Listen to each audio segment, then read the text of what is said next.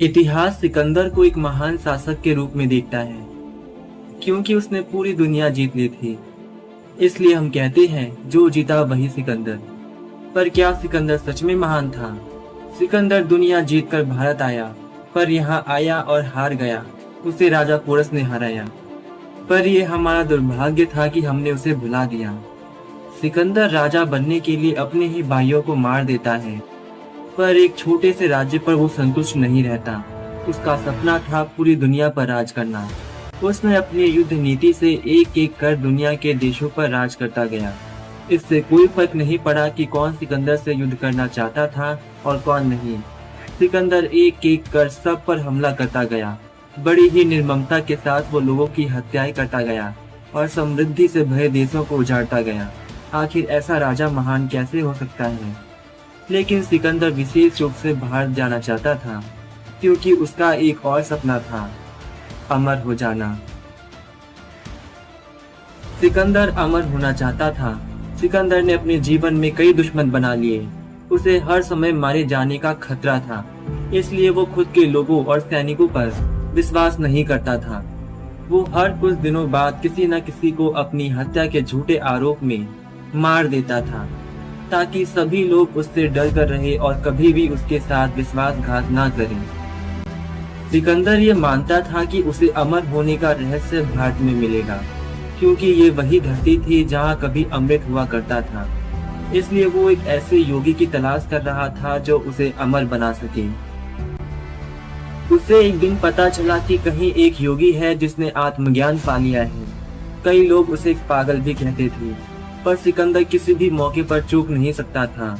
उसने अपने सैनिकों को भेजा ताकि वो उस योगी को ले आए। उसके सैनिकों ने उस योगी को देखा। वो पेड़ के नीचे बैठा था, पर फिर भी वो उस जगह बैठा था जहाँ छाया नहीं, धूप थी। वो ऊपर देख रहा था और अपने अंदर ही अंदर हंसे जा रहा था। ऐसा लग रहा था कि वो अपनी हंसी रोक ही नहीं पा रहा। सैनिकों को वो सच में पागल लगने लगा, पर वो राजा के आदेश को नकार नहीं सकते थे। वो सैनिक उसके पास गए और कहा, चलो। उस योगी ने पूछा, कहाँ? सैनिकों ने कहा कि हमारे राजा ने बुलाया है, इसलिए चलो। उसने फिर पूछा, पर क्यों चलना है? सैनिकों ने कहा कि ये हमारे राजा का आदेश है, चलो। उसने मना कर दिया और बोला कि अगर तुम्हारा राजा मुझसे मिलना चाहता है तो उसे मेरे पास आना होगा।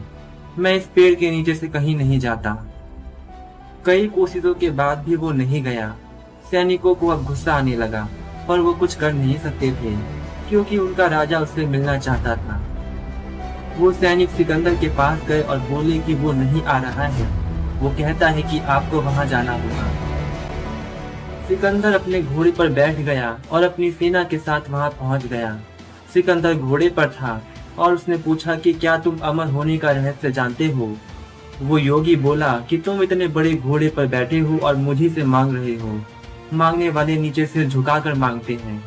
सिकंदर को अब गुस्सा आने लगा, पर वो अभी कुछ नहीं कह सकता था। वो घोड़े से नीचे उतरा और बोला, अब मुझे अमर होने का रहस्य बताओ।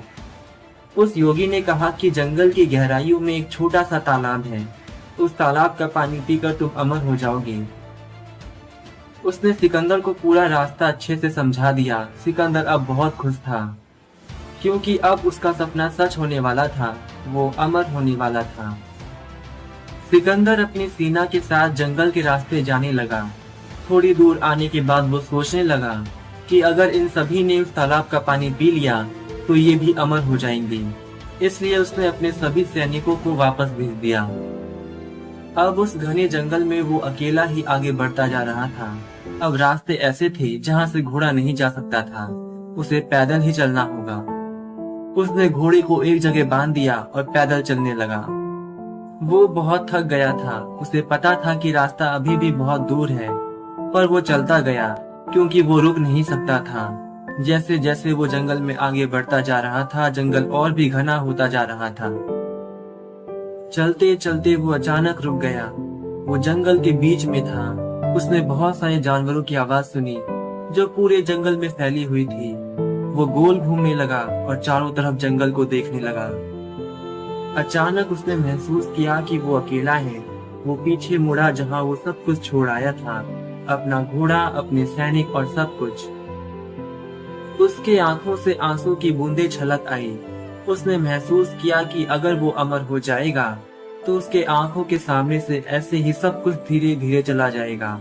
उसके सारे लोग चले जाएंगे, उसका परिवार चला जाएगा, जिन पर वो अत्याचार करेगा वो लोग भी चले जाएंगे। बस रह जाएगा तो वो अकेला, एक बहुत बड़ा दुख और एक घाव वो अपने हृदय में सहता रहेगा।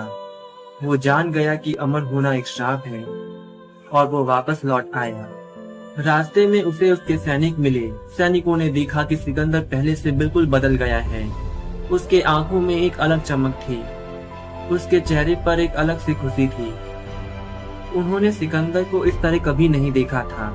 उन्हें लगा कि सिकंदर को अमरता का पानी मिल गया है और अब वो अमर है। वो सब वापस लौट आए।